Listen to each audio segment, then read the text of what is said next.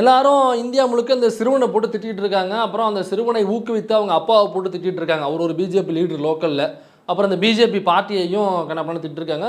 10ஆவதுக்கு ஒன்றுமே செய்யாத இந்த இந்தியாவை எப்படியாவது முன்னேற்றியே தீருவேன் அப்படின்னு சத்தியம் பண்ணிட்டு போகிறதா நம்ம ஜியையும் போட்டு திட்டிக்கிட்டு இருக்காங்க. எனக்கு இதில் சுத்தமாக உடன்பாடு இல்லை. உண்மையிலே நான் அந்த பையனை பாராட்டுறேன். எஸ், உண்மையிலே அந்த பையனை பாராட்டுறேன். அந்த பிஜேபி கட்சியை பாராட்டுறேன். அவரை பெற்ற அந்த பெற்றோர்களை பாராட்டுறேன். அங்கே உள்ள பிஜேபி லீடர்ஸை முதற்கொண்டு நான் பாராட்டுறேங்க. என்ன அவன் இவ்வளோ பெரிய அயோக்கியத்தனம் பண்ணியிருக்கான் ஒரு பையன், அவனை போய் பாராட்டுறான்னு பார்க்குறீங்களா? உண்மையிலே நான் பாராட்டுறேன். நம்ம யார் பிரைம் மினிஸ்டராக வரணும், யார் வரக்கூடாது அப்படிங்கிறதுல தீர்மானமாக இருக்கோம், டிஸ்கஸ் பண்ணுறோம், வாதம் பண்ணுறோம். அதில் ரொம்ப குறியாக இருக்குன்னு வச்சுங்களேன். ஏதோ ஒரு கட்சிக்கு போய் ஓட்டை போடுங்கன்னு நம்ம சொல்கிறோம். அந்த பையன் 8 முறை ஓட்டு போட்டிருக்கான். அப்போ பிஜேபி வரணும், பிஜேபி மட்டுமே தான் வரணும் அப்படின்னு நினைக்கிறவங்க போய் ஓட்டு போடுறாங்க. அது 1 முறை இல்லை, 8 முறை ஓட்டு போட்டிருக்காங்க. நாம் இந்த ஆள் வரக்கூடாது, இவர் தான் வரணும்னு நினைக்கிற நாம 1 முறை போய் ஓட்டு போடுறதுக்கே அவ்வளோ யோசிக்கிறோம். ஒரு ஓட்டில் என்ன மாற்றம் வர